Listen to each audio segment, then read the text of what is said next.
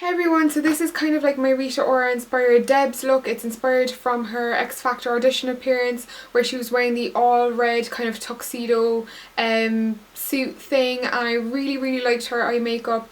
I thought it was kind of really dramatic, but she doesn't seem to use fake eyelashes a lot, so I thought it'd be a really easy look for people that want to go dramatic but don't want to look really Geordie Shore, want to get a nice dark smoky eye but without looking really like Amy Childs, kind of towy and really dark. So it's still a very modern kind of dark smoky look, which is perfect I think for the Debs look.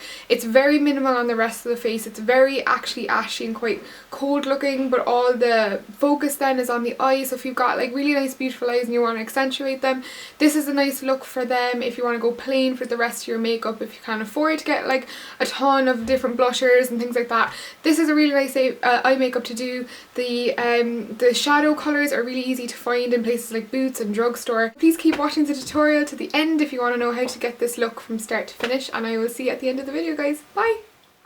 Okay, so the first thing I'm going to be using today is Double Wear Lights foundation in shade Intensity number 2. This is a repurchase for me. You would have seen it in my last high-end haul, which I will put in the down bar for you guys if you haven't seen it.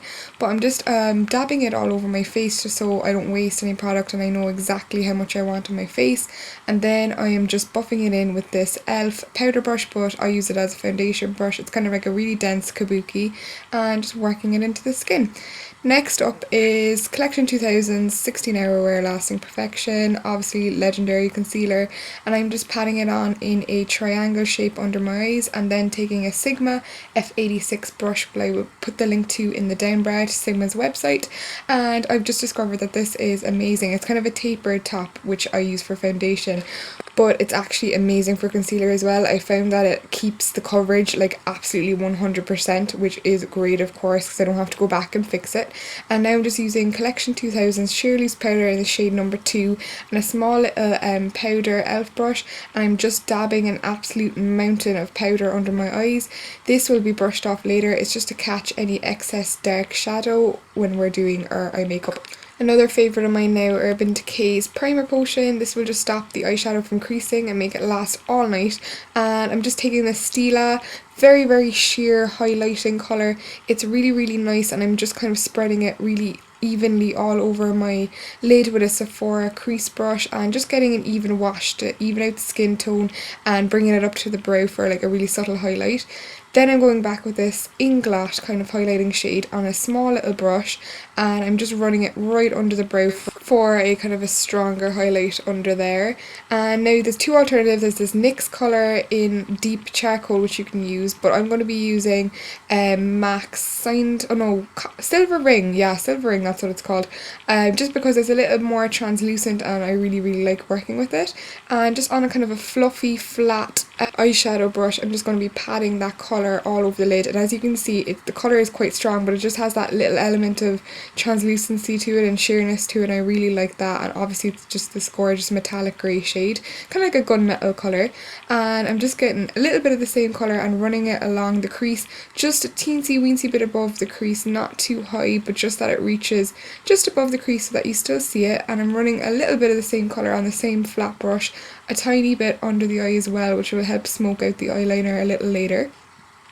Next up is Signed and Sealed by MAC. I always get confused between the two. You could also use Perversion by Urban Decay. Just any browny black is great.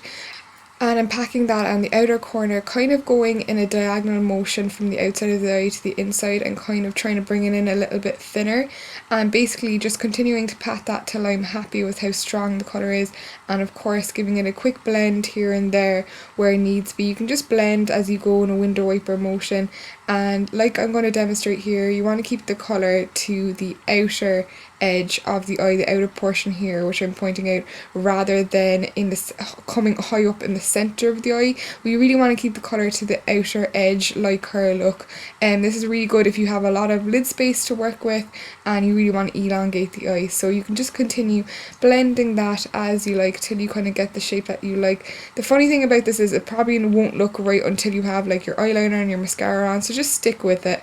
And just with a little soft angle brush, I'm going to push a little bit of that dark colour on top of the grey we put there earlier, and also making sure that we push a little bit into the lashes. Again, this will all help with the smoky effect with the eyeliner and make it a little bit less harsh. With a Sleek's Ooh La La liner in Noir, I'm just going to run this along my lash line thicker on the outer corner and then working it in quite thick as well to the inner corner. In her look, she goes right into the inner corner quite thick actually. It's not really tapered into a thin line, it's kept quite thick. So that's exactly what we're going to do, and this is a really good 24-hour eyeliner. And I'm using the same soft kind of angle brush just to blend out sort of the harsh edges, any messy bits, and just make it a little bit more smoky.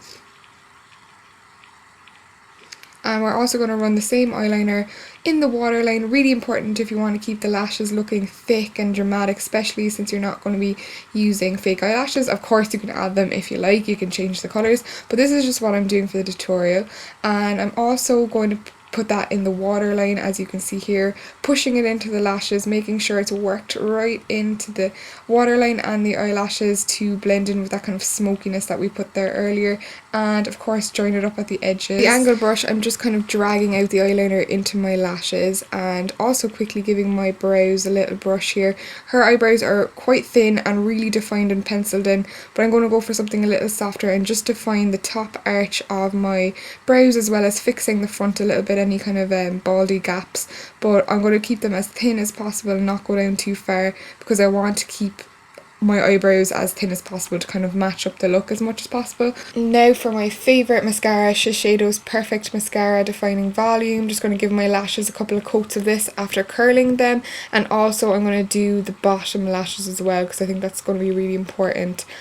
And there you kind of have your finished eye look, and now you can just brush away all that powder with the same brush. This will give obviously an extra mattifying look that will secure your foundation for most of the night. And I'm using the excess, patting it into the skin gently, not vigorously rubbing. That's just going to move all the foundation that you've so carefully placed on your face.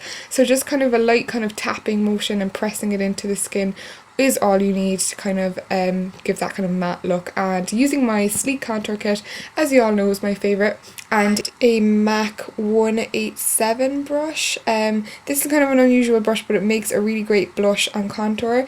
And if you just really want to softly blend some colour into the cheeks, Rita Ora in this look has hardly any colour on her face whatsoever. It's all about the eyes, so she just clearly has a tiny bit of contour, a very ashy contour actually, but I'm going to use a slightly warmer one just because, you know, we're not all Rita Ora strutting into an X Factor audition. We're going to the Debs. So yeah, just to warm up the cheeks and the chin, and also a little bit under the jaw just to contour a bit, just to make sure your face looks as best as possible in those photographs, and as well tiny bit on the temples and on the nose as well. Don't forget about the nose. You kind of want to bring the colour everywhere around your face and not just in specific areas, which is a mistake a lot of people make. And a quick run over with a foundation brush to take away any kind of harsh edges, and a little bit of that highlighter on the pencil brush again on top of the Cupid's bow to define it, with a little bit of number 7's Nude lip liner, one of Lisa Eldridge's favourite products that she's made, and it's my favourite too. It's so creamy, and I'm just not overfilling my lips, just pointing out its natural shape. And lastly, I'm going to be using a little bit of Benefit's Life on the A-List lip gloss. If you don't like nude lipsticks but you still want to go for that kind of pale pink colour, this is great. And as well, gloss is really nice on a big night out. So I'm just going to pat some of this on my lips. I really like this colour, and this is very similar to what she has. And lastly, number 7's Slick of Eyebrow Gel to finish off the look, make it a little bit more polished, and you're done, guys. So that is the look. I really hope you like it. It's just a really subtle kind of smoky eye without being kind of tacky looking, I guess. Gunmetal grey eyes and black shadows suit every eye colour, but obviously for brown eyes it really brings out brown eyes, as you can see. I actually didn't notice till I watched it back. So that was the tutorial. I really hope you enjoyed it. Please like and thumbs up this video, and of course subscribe if you want to see more tutorials. I love hearing your requests and things like that, and I try to get them all to them all eventually. Like I said, a lot of you wanted like Debs look, so this is the first installment of my kind of Debsy sort of inspired look, and I really hope you enjoyed it. Let me know what you think in the comments below. I love reading your comments. And yeah, my next look will be a little bit more of a dramatic but more subtle fake eyelashes sort of Debs look, which will be kind of universal to every eye colour and whatnot. So basically the two looks are very versatile for people with any coloured eye. It's not going to be any specific colours involved or anything like that. So I hope you do find them helpful. And of course subscribe if you want to see my next tutorial that I'm doing for the Debs kind of inspired look. Yeah, I'll see you in my next video guys. Hope you have a nice day, and I will see you later.